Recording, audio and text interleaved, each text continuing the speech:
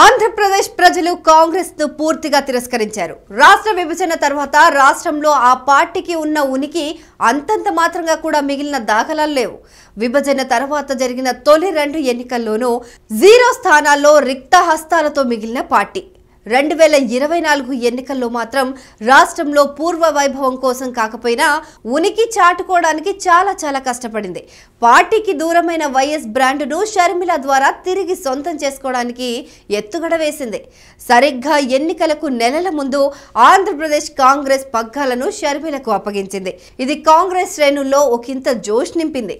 అయితే ఆ జోష్ రాష్ట్రమంతా కనీసం కొన్ని అసెంబ్లీ స్థానాల్లోనైనా గెలుచుకునేందుకు ఇసుమంతైనా సరిపోలేదని పోలింగ్ తర్వాత స్పష్టమైంది. అయితే షర్మిల స్వయంగా కడప లోక్సభ స్థానం నుంచి పోటీ చేశారు. ఆమె ప్రసంగాలు అధికార పార్టీపై, మరీ ముఖ్యంగా తన సొంత అన్న వైసీపీ అధినేత జగన్ పై ఆమె చేసిన విమర్శలు ప్రజల నుంచి విశేష స్పందన లభించింది. కాంగ్రెస్ అధినేత్రిగా ఆమె రాష్ట్రం మొత్తం పర్యటించి పార్టీ తరపున ప్రచారం చేసిన ఆమె మొత్తం కాన్సంట్రేషన్ అంతా స్వయంగా తాను పోటీ చేస్తున్న కడప లోక్సభ స్థానంపైనే పెట్టారు. తన ఎన్నికల ప్రచారంలో వివేకానందరెడ్డి హత్య గురించి ప్రధానంగా ప్రస్తావిస్తూ ఈ కేసులో తీవ్ర ఆరోపణలు ఎదుర్కొంటున్న అవినాష్ రెడ్డిని, ఆయన్ను వెనకేసుకు వస్తున్న అన్నని గట్టిగా నిలదీశారు.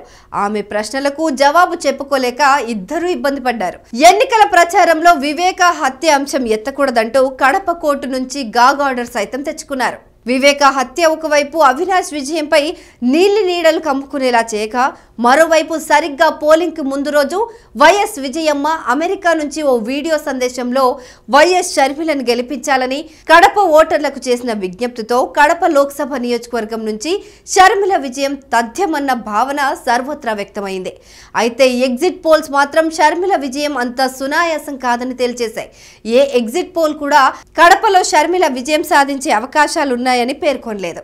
అంతేకాదు, రాష్ట్రంలో కాంగ్రెస్ శాసనసభ, లోక్సభ ఎన్నికల్లోనూ ఒక్కటంటే ఒక్క సీటు కూడా గెలుచుకునే అవకాశాలు కూడా లేవని పేర్కొన్నాయి.